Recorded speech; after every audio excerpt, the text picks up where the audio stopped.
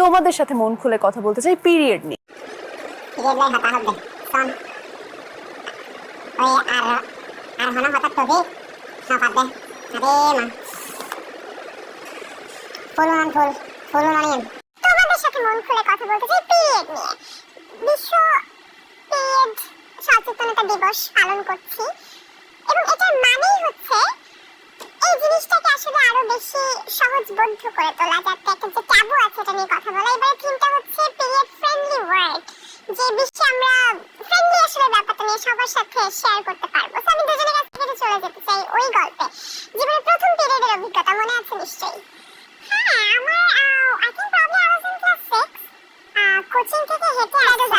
হ্যাঁ, that is very early. মানে আমি কোনো লম্বা ছিলাম না, আমার এই হাইটই ছিল মনে হয়। আমি যখন ক্লাস 6 এ পড়তাম, খুব বড় হয়নি, কি করে কাপড় রোজ খেতাম। এই যে পুষ্টি মানে তুমি জানতে তখন পিরিয়ড সম্পর্কে কিছু গার্লস থট চিন্তা বইয়ের পেছনে পেজে যেটা সবচেয়ে লুকানো এরকম একটা হাসহাস ব্যাপার ছিল।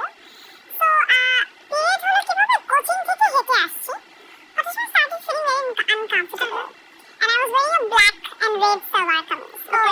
তখন হ্যাঁ, of course I was lucky because I was wearing black. তো আমি বাসায় এসে আম্মুকে বললাম, আম্মু I don't know why I am feeling আমার মাথা ঘুরছে, but also my body is very মানে কি বলবো ছেড়ে দিয়েছে।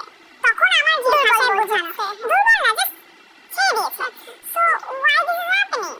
আর আম্মু তখন বলল, I think you are gonna have period. So I went to bathroom, I checked and that was the first time I had my period. So আম্মুকে বললাম, আম্মু এখন কি করবো? So the first thing my mom did, which was completely wrong, that আমাকে কাপড় দিয়েছিল। Okay. Because I'm talking about back in a little bit but অনেক actually I remember the same.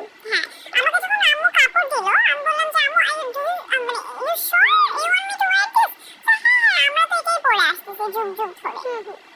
So my first period experience, I would say it was very breathing. খুব যে difficult ছিল তা না। সবথেকে সাপোর্ট কে বেশি করেছিল মানুষ? Of course, বাবারা তো এখন কথা বলবে, আমি তো এখন আমার আব্বুর সামনে বলতে পারি, আব্বু আমার period হয়েছে, প্লিজ আমার সাথে ঝগড়া করো না। মানে you know the mood swings. তোমার প্রথম পিরিয়ডের অভিজ্ঞতা কেমন ছিল আর তোমার সাপোর্টে সবচেয়ে বেশি কে ছিল? I was in class 9. আমার যখন প্রথম পিরিয়ড হয় এবং আমি জানতাম যে এরকম কিছু একটা হয়, তোমার সাথে টাইমিং আমার মিল আছে।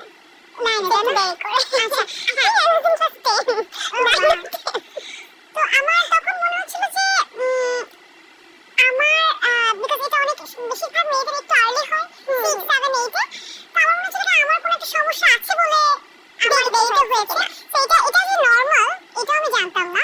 এবং তারপরে আমি কোনো রকমে আমার আম্মুকে বলতে আমি খুবই সংকোচ হচ্ছিল যে কিভাবে বলবো। আমার আম্মু আমাকে একটা প্যাড আনিয়ে দিয়েছিল কাউকে দিয়ে, এটা আমার মনে আছে। এবং আমাদের বাসায় যেরকম মানে আমি খুলনা থেকে এসেছি, এখনো পিরিয়ড হলে কেউ কোনো কথা বলা যাবে না, রোজা রাখলে পিরিয়ড হলে এটা মানুষকে বলা যাবে না আমি রোজা রাখছি নাই। হ্যাঁ, পিরিয়ডের জন্য যে রোজা রাখছি এটা বলা যাবে না, এরকম এখনো আছে। কিন্তু আমি বলি, এবং আমি বলি এই কারণেই বলি যাতে মানুষ মেয়েরা আরেকটু সচেতন হয়। তো এই ব্যাপারগুলো যে আমাদেরকে জানাতে হবে এবং আমরা যে নিঃসংকোচে কথা বলতে পারবো। এবং পিরিয়ড হওয়া মানে মাসিক হওয়া মানে এরকম কিছু না যে আমাদের অপবিত্র হয়ে গেলাম বা এরকম কিছু একটা হয়ে গেলাম। ইটস এ নর্মাল প্রসেস এবং খুব একটা ইম্পর্টেন্ট প্রসেস। যে প্রসেস যদি না হয় মেয়েদের, তাহলে কিন্তু আপনার শরীর খারাপ হবে, আপনি বাচ্চা আপনি দিতে পারবেন না, বাচ্চা প্রদান আপনি সক্ষম হবেন না। It's a very normal process. Try to be nice, মানে যা হচ্ছে তার সাথে। হ্যাঁ,